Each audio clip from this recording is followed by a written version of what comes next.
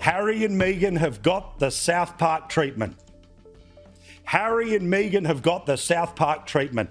The episode has just gone to air in the United States. And Harry and Meghan, well, they were treated like the prince and princess of me that they deserve to be. Here's just a little taste. The nightmare begins with one brutal question. What happens when the couple South Park, once mocked for running from Britain, suddenly appears to be walking back into the country they spent years escaping? That twist changes everything. The old joke was privacy. The new scandal is return. Harry and Meghan were once presented as rebels who left royal life, boarded the so-called freedom flight, built a California dream, and turned royal pain into content. But now, reports suggest South Park is preparing a new episode around their UK return, and the timing feels perfect. Because if the couple who demanded distance from the monarchy is heading back toward Britain, the parody no longer has to chase them. They have walked into the punchline. And that is why this South Park storyline feels dangerous. It is not another celebrity roast. It is a public autopsy of a brand. We loved the first Meghan and Harry episode because it exposed the contradiction of demanding privacy while going on a worldwide privacy tour. But this time, the contradiction is heavier. It asks how two people who spent years explaining why Britain was impossible could now turn around and return to it. The writers do not need to invent a villain, a setup, or a dramatic twist. Harry and Meghan have delivered the plot themselves, wrapped in royal titles, Hollywood disappointment, legal pressure, and one awkward journey back to the countryside. The timing is the clue. We all thought South Park had moved past Harry and Meghan after the first episode. But now, just as their return to the UK becomes the explosive new chapter, the show has fresh material waiting. Their American dream is no longer glowing. Their Hollywood ambition, once treated as the ticket out of royal control, is now portrayed as unsuccessful. The Netflix escape narrative has aged badly. The Oprah interview no longer looks like liberation. It looks like a permanent record. And Harry, already under pressure, is facing losing his case against the Daily Mail publisher, with millions hanging over the aftermath. That is where South Park becomes terrifying for them. Because satire does not need permission from palisades, publicists, lawyers, or brand managers. Meghan's business becomes an easy target, not because anyone must exaggerate it, but because the details already sound like satire. A wickless candle, an expensive jam, a ribbon around lifestyle branding.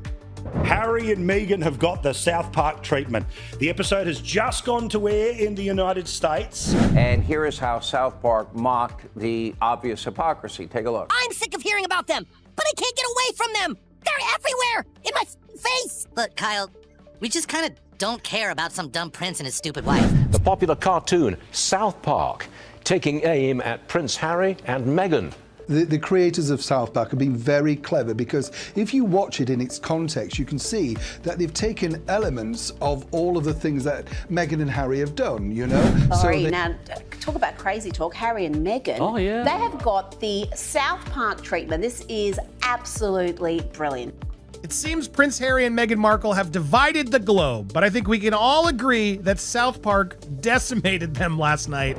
As ever, products being pushed like symbols of reinvention, while critics see a duchess trying to turn status into quick cash. South Park could tear into that, because the image is already sharp. A woman who left royal duty, entered California celebrity culture, then tried to sell domestic luxury as power. But the most damaging part is the reversal. 6 years of building an independent life in America. A tell-all book. An Oprah interview. A Netflix documentary about escaping the royal family. Then, suddenly, a quiet return toward the British countryside with 2 children and a jar of jam. That is not a comeback story. That is a credibility crisis. The South Park writers are not sweating or inventing drama. They are sitting back with a drink in one hand and a pen in the other, because the episode is writing itself. Every decision Harry and Meghan made to separate from the monarchy becomes evidence against their narrative. If confusion had a face, it would be Harry and Meghan. You left Britain swearing you had to escape. You moved to California. You complained about royal pressure. You spoke publicly about wanting privacy, while allegedly sending emails to TV channels asking them to consider you for interviews so you could talk about those experiences. And now you are coming back? Make it make sense. That is the question South Park could turn into a running joke, but underneath the joke is sharper. Maybe the fame they expected never arrived. Maybe the empire outside the palace was never stable. And maybe the return is not victory, but retreat. The contradiction only grows larger from there. Remember the first South Park episode asking how anyone could demand privacy while embarking on a worldwide privacy tour? Reports now suggest the alleged sequel has an even easier question waiting. How can you spend years insisting Britain was the place you had to escape, only to reverse course and head back? That single question connects the old storyline directly to the new one. Suddenly, every interview, every documentary, every accusation, and every carefully crafted statement becomes evidence that the writers can stack together until the entire narrative begins collapsing under its own weight. What makes this even more explosive is that the first parody almost looks gentle by comparison. Back then, Harry and Meghan still appeared to have momentum. Their Netflix deal remained intact. Their Montecito lifestyle projected success. California still looked like the promised land where they would build a powerful new future outside royal life. The image remained polished. But reports now suggest that image has cracked. If South Park really is preparing another episode, the writers no longer have to imagine decline, because they can simply compare the confident California dream with the uncertainty surrounding the reported move back to Britain. The contrast alone becomes the comedy. Then, the financial questions begin. According to the source material, the setbacks are only the icing on the cake. The real story becomes the legal bills, the finances, the failed projects, sponsors walking away, and the jam business struggling to convince the public. South Park could contrast the Montecito mansion, celebrity ambitions, lifestyle branding, and expensive image with the reality of a reported $67 million legal loss and a couple quietly relocating to the British countryside because California allegedly stopped making financial sense. Harry's journey would no longer resemble a royal transformation. It becomes a rapid fall from prince to Netflix star, from global campaigner to courtroom loser, and finally to a Cotswolds resident in only 6 years. The Cotswolds itself becomes another clue. Imagine Meghan arriving at a local farmer's market, carrying as-ever products, hoping to impress people who already grow their own vegetables, raise their own chickens, and have spent generations living the very lifestyle she is trying to package as a luxury brand.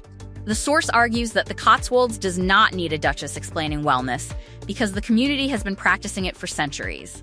That irony practically writes its own scene, making the location itself another character, quietly challenging everything Meghan represents. Security introduces another uncomfortable layer. According to the script, 3 shifts a day of burly men guarding the perimeter of the house burn through enormous amounts of money. Suddenly, every security vehicle, every guard rotation, and every protection measure becomes another reminder that the lifestyle built after leaving royal duties may carry a price that keeps climbing. The freedom once celebrated begins looking increasingly expensive. Yet, perhaps the most devastating comparison belongs to Catherine. The script suggests South Park would barely need to write jokes for her because her presence alone creates the contrast. Calm, composed, and completely unbothered, Catherine becomes the silent benchmark beside Meghan. No dramatic dialogue is required. Place the two women together, and the audience allegedly understands the joke immediately. One projects stability, the other appears surrounded by constant reinvention. That imbalance alone shifts public perception without anyone speaking a word.